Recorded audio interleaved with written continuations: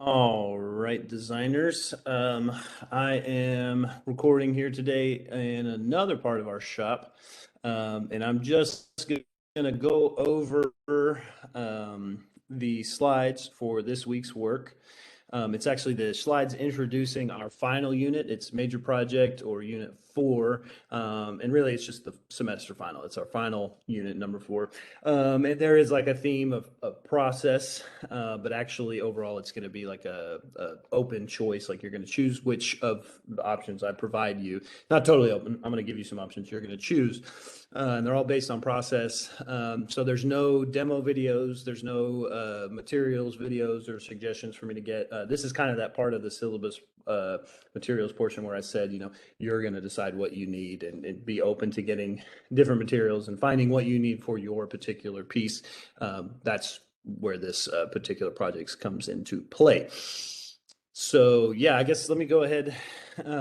In this video, there's going to be 2 due dates, just to say that right at the start. You're going to have a sketch, which is due next week, our first week, and the final, which is of course due during finals week. But let me go over all the requirements and do all that, to talk about the slides, kind of introduce you to a few new ideas, and yeah, just kind of get through the info down low for this week. So FYI, just so you know, to the new terms and tips, like even if you aren't thinking you're going to do one of the projects, like one of the concepts I'm introducing, you should know it because we are going to have our final quiz here during this final unit, our like semester final quiz. So kind of be prepared for that. I'll talk more about it later, but listen to all the new terms, all the new concepts, and we'll go from there. So yeah, as you can see, this is unit number 4. The final project for design 2. You're going to take one of these options and choose which one you want to do and create it. Like I said, they're all basically based on process, which I'll dig into more in a minute. But you're going to choose from one of these 3. Number 1 is an installation artwork installed in 2 different places. Okay, and I'm asking you to do this process of installing it in 2 different places because um, essentially the whole idea of installation is that it is responsive to the space and the place where it is created. It creates a space. So that's really your best way to fully understand like how it works. Is you're going to come up with an installation that is dependent on the space, but then alter it and adjust it in order to make it a new but the same sculpture. Kind of play with space and all that. Anyway, that's option number 1. Option number 2 is 3 different earthworks of a consistent style or theme, but you're going to use different earth materials. Earthworks are basically like outdoor installations. It's kind of like an installation. It's an outdoor sculpture that you make in nature, but you're also going to use nature. Installation's open to using whatever. Earthworks specifically use natural materials. And the reason I want you to do 3 is because they're often sort of spontaneous, quick. You have to do them in like one sitting. They don't always take a ton of time. So yeah, I'd like you to kind of consider doing 3 of them. So it opens you up to, creating a theme, but also using different materials and all that. So yeah, we'll talk about that more specifically in a minute. P.S., if you make like a giant monumental like thing with 3 different parts, that can kind of work as well. But in any case, that's option number 2. And option number 3 is a continuous kinetic sculpture. We've already discussed what kinetic sculpture means. It's basically just a sculpture that or that moves. It's a sculpture that has movement. And in this particular case, I would like you to uh, be moving it yourself. So you're going to hand crank it. You're going to move it manually. You're going to decide when it starts and stops. And it also needs to be a constant motion. That's where the word continuous comes in. So like I said, kinetic means any moving sculpture, but you're going to manually do it. And as you are manually starting it, stopping it, whatever, it's going to be a continuing loop, right? It's going to just move as long as you allow it to move or as long as you crank it. This is important because I don't want any like one-offs. So like Rube Goldberg's, where you set something in motion and it goes through its different things and like does all that stuff, and then boom, it's done. Like, I don't want that because it can only do that one time. And you're not really controlling when it stops and starts. You just start it and then it does its thing. And also, I don't really want just like wind chimes or something that are just constantly sitting outside, like just moving a little bit or something. I don't know. We'll again talk about that.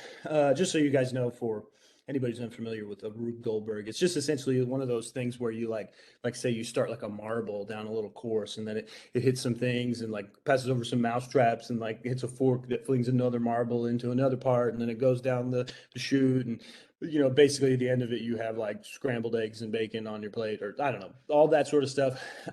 Those are what are called Rube Goldbergs, and the reason I don't want you to do it again is just because you're not really controlling it. You set it in motion, but then once it does its thing once, it's over. I want this to be a loop. Anyway, we'll keep talking. Each requirement, like specific requirements for each project are discussed in the slides to follow. It's really meant to be an open-ended culmination of all the different ideas and things that we have done. So let's talk about a couple things first, though. Let's specifically talk about media and just really tackle the fact that, we've worked through some different materials, media, and talked about things, but at the end of the day, literally anything can be a sculptural material, because 3D means three-dimensional. The world is three-dimensional, really.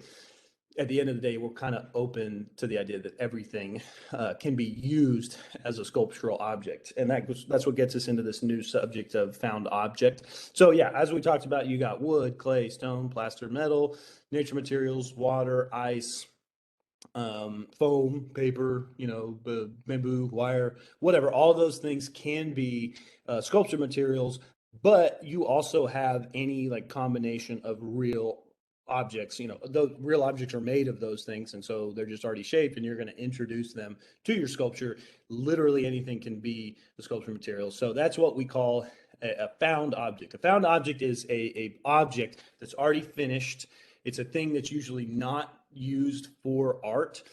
But when you use it for art, you call it a found object art. It's made using objects that are not normally used for art, and they're often used without hiding what they are. They're usually everyday objects, and not everyday objects that were necessarily hand sculpted, but when you take them and you say, hey, I'm going to use this in a sculpture, they become a sculpture material, right? If that makes sense. So looking at the examples here, we have a couple different versions of looking at this. One we have where you just take the thing and you put it in like an installation or a space, and you just say like that's part of the sculpture now.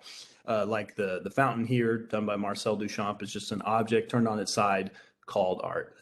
That's like super loose and very like basic, but we also have like this bench here that has like reeds that are just placed on it, not trimmed, or it's not a usable bench. It's just a thing where it's just the material itself is like this sort of abstract sculptural thing. But then we also have the chicken here made out of eggshells. Okay, so that's like it's a chicken. It's traditionally sculpted to be a thing. It's the same way all things are sculpted, but it's using a pretty non-traditional material, a found object in the eggshells themselves. So that's kind of a new concept in all the different ways you can use it. And what that usually culminates in is what we call an assemblage, which is a type of assembly or a type of additive sculpture, which often is just found object. Basically, it's like a 3D collage. It's where assemblage comes in.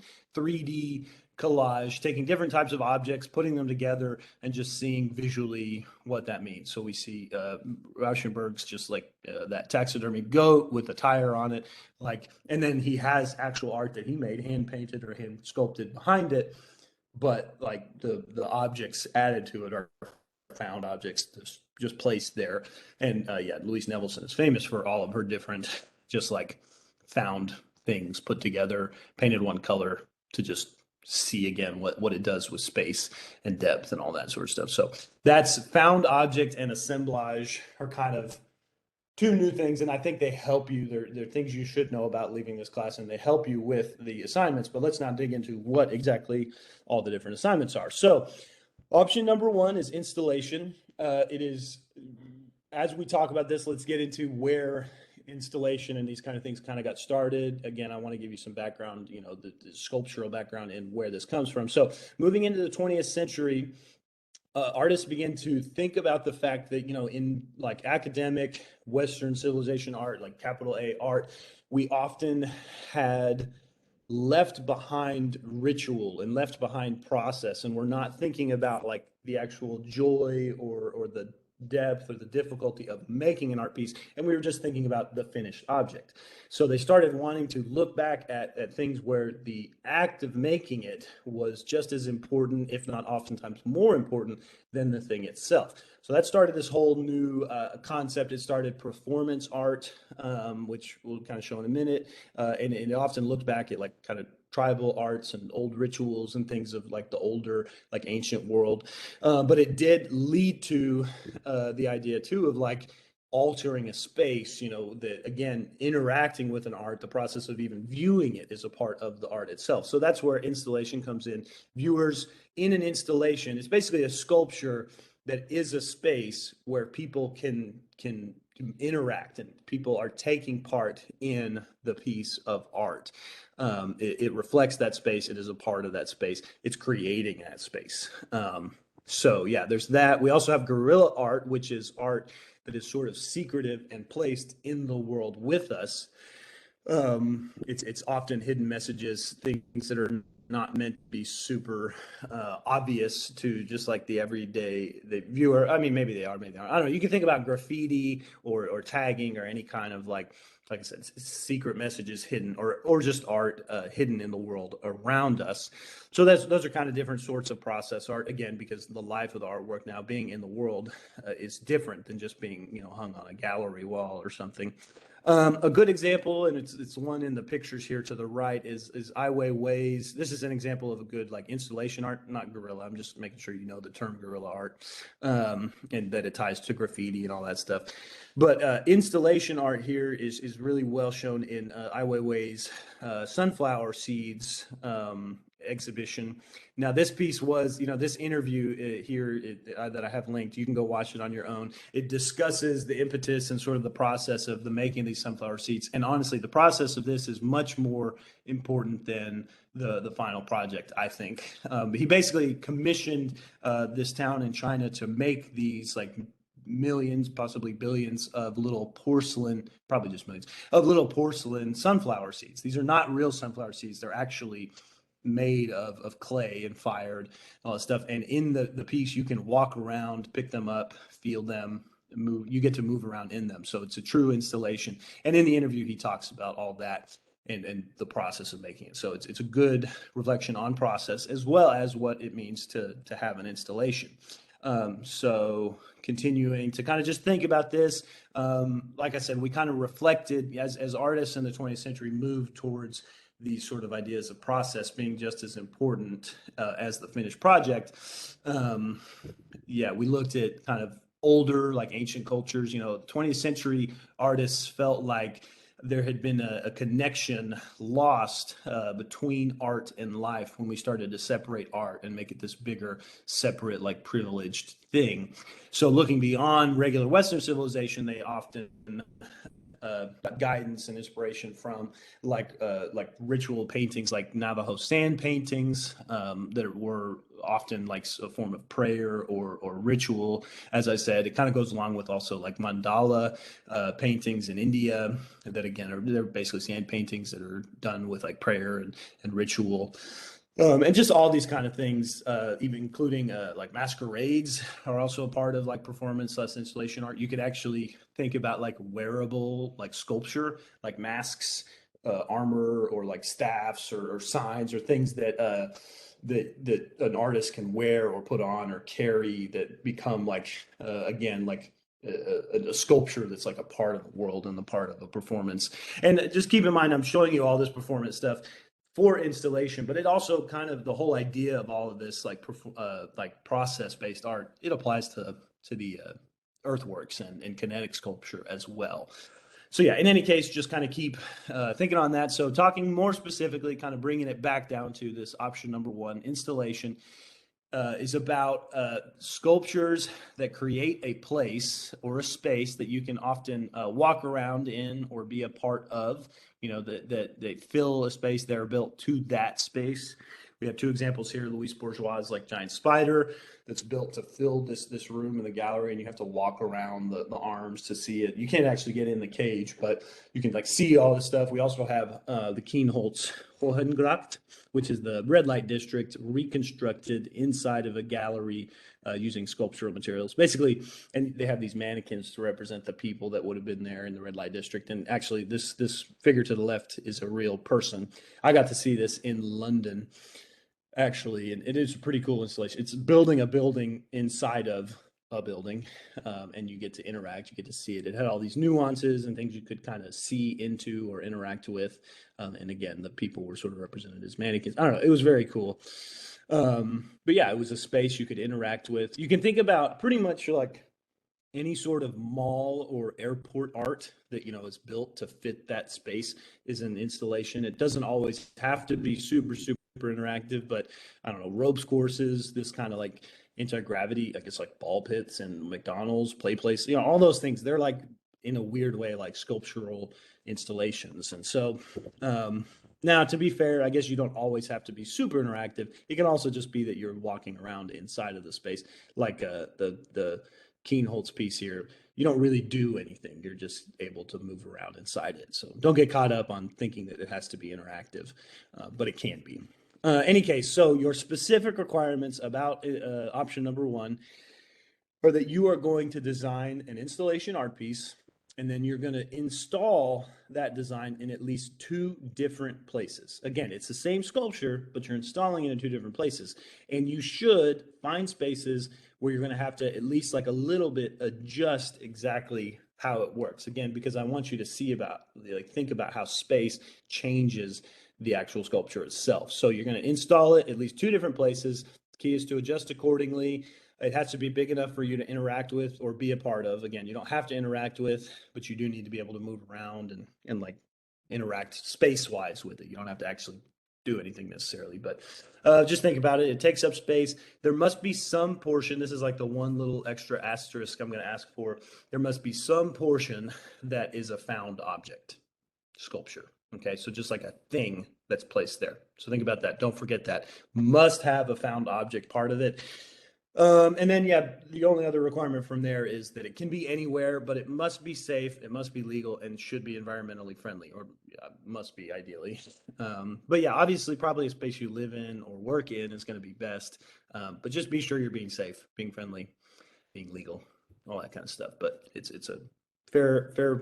Everything's open game or open ended as far as where it can be. Okay, so that's the longest option I'm giving you, by the way, because these other concepts, process and all that are part of the other options. But in any case, option number 2, earthworks. It's really about the fact that art sometimes uses, is in, or is about nature. Okay, so sometimes the real wild world is the subject matter, right? It's art that is about nature, but sometimes it's also, the art is in nature, and sometimes it is using nature, right? So it can be in, can be made of, or can be about nature. So we have Smithson's spiral jetty here. This is a giant, installation earthwork, right? Now, earthworks, remember, have to be in nature and with nature, so it's a specific type of installation. But yeah, you can actually see the people, real people walking around in this jetty in the Great Salt Lake, and you can see it's just a massive earthwork. Obviously, I don't expect you to do anything this big, but it'll get your brain kind of going. You're thinking, I think you should be thinking more on the scale like what's here. Andy Goldsworthy's pieces. We probably talked about him before, and I talk about him a ton because he's kind of the poster child for earthworks. But we can see here, he goes out into nature, finds a space to make a form of earthwork, and then uses earth materials to make it. So he literally, in this tree on the right, he literally just found the leaves and organized them according to color to create this sort of like glowing base that's very cool. And that's it. That's the earthwork. It's nice to look at. There's not some big deep concept, just to visually it's interacting with nature. There's also this ice spiral. He actually like breaks it apart, like melts it in his mouth and then lets it freeze back together. He has to do these sculptures in like 6-degree weather and stuff. Anyway, it's pretty wild. But you can see, yeah, it's using nature and building a sculpture that takes up space and creates a space. This piece here, this is Bierstadt, just kind of an example of art that is not an installation. It's not even a sculpture. It's just about nature. Nature being the concept is enough, right? It doesn't have to be some big story about nature. It's just nature itself is the subject. So digging into deeper, what exactly are earthworks? By definition, they are large scale outdoor installations that use nature as their building materials. So they're outside and made of nature. And this one says that they're large. I don't think you need to think of them as always being huge. Although, yeah, because again, I don't expect you to be able to create this lambent worm. This is like huge. It's bigger than a building. Yeah, I can't expect that from you. But you can make them large. You can make them small. But they're outdoor installations made of nature. They transform the natural world into a sculptural setting. They can be large, they can be small. If it's really intricate, yours can, be something that fits in your hands. Or if it's like simpler, you can make it bigger than you, however you want to do it. But yeah, they are, just remember, installations can be made outdoors, but installations can be made of anything and they can be made anywhere. A specific earthwork is made outdoors and of nature. Last thing, talking about just examples, Andy Goldsworthy also has this documentary that he made. Be sure and I don't know, if you're interested in earthworks, it's definitely worth a watch. If you watch the whole video, it's like an hour and a half. It's very long, but this video clip that I've attached is only like the first 30-minute portion, I think. Yeah, definitely worth checking out if you're interested in earthworks. It is kind of very calm and slow, and it's kind of a drawn out movie, but it's very cool as well. So check it out. You can see some examples of him working while he's being interviewed. It's very cool. So the specific requirements of the earthwork, remember, you're going to develop a theme. And when I talk about theme, don't overthink it. Again, it doesn't have to be about a story or anything like that. Just think like the shapes, the lines, the planes, whatever. But just kind of, you can think about color. You can think about, I don't know, time of day, different things, kind of come up with a theme. And you're going to create 3 different earthworks based off of the theme. Each earthwork is going to be of the same theme or same idea, but you are going to build it out of a different material. Okay, so that's a big part of it, or something to think about. I'd like you to experiment with different materials and just see what happens.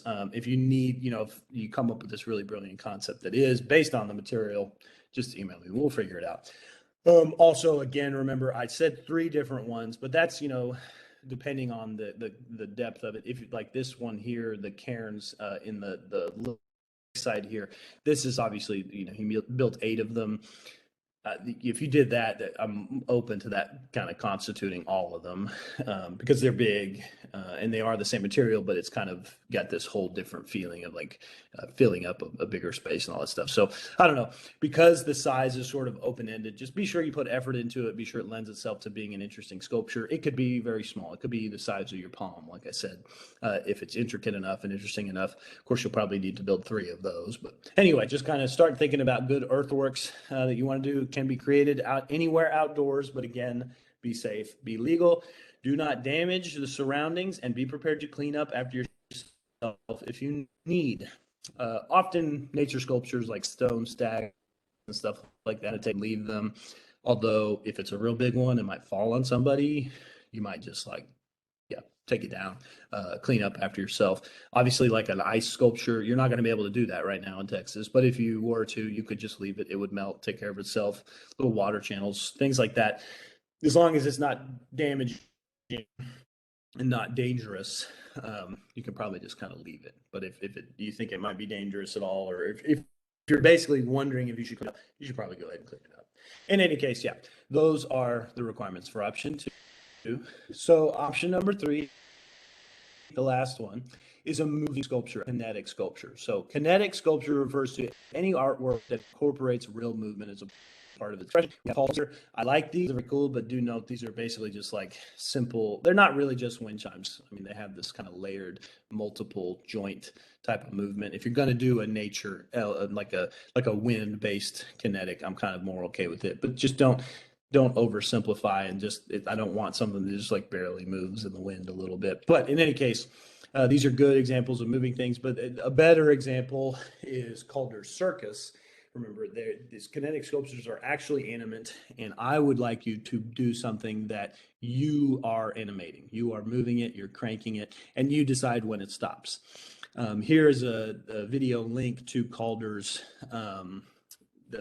We watched it earlier. It's the little wire circus of he cranks it or pumps it or does all the different things, and it makes the different characters sort of move and jump about. So yeah, you can check that out. That's him manually, creating the movement and taking a part of the sculpture. We also though have like I love this example. If you haven't watched any of the other videos, you got to watch this one. This is Theo Jansson's Strand Beasts. They're just like crazy looking. They're not motorized at all. All he does is he like kind of takes the brakes out, and then what these actually move with is wind. But again, they're not oversimple. They're not just wind chimes. They have these sails that are sort of aligned so that they shift back and forth. And as they move legs that are down connected to the ground and actually get these little monster creature things to move. And they'll walk across beaches. They'll can go pretty fast, and they are massive. You can see here Theo standing next to one of them, and you can really see that they're big and very active and very mobile. So yeah, check that out. It's a cool kinetic art piece that uses nature as its sort of driving force, but is not just a wind chime. Let's see. Oh, I will say most former students have sort of relied on crank and platform systems.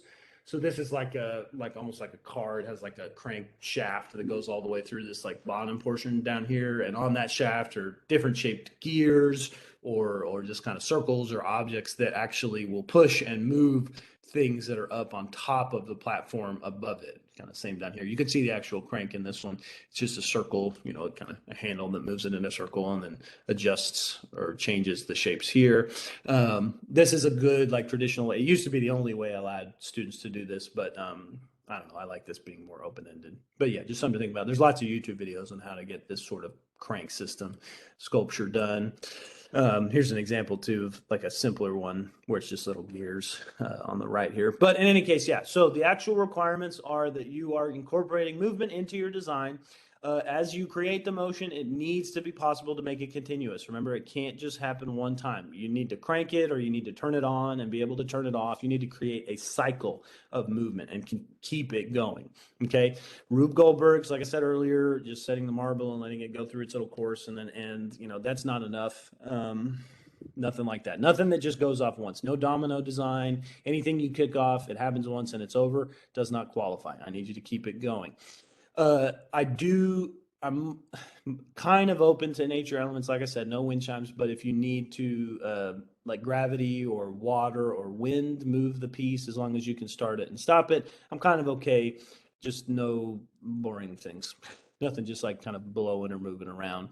If you think of a nature kinetic, just something that uses nature as the movement, just email it to me and we'll decide if it's the right way to go.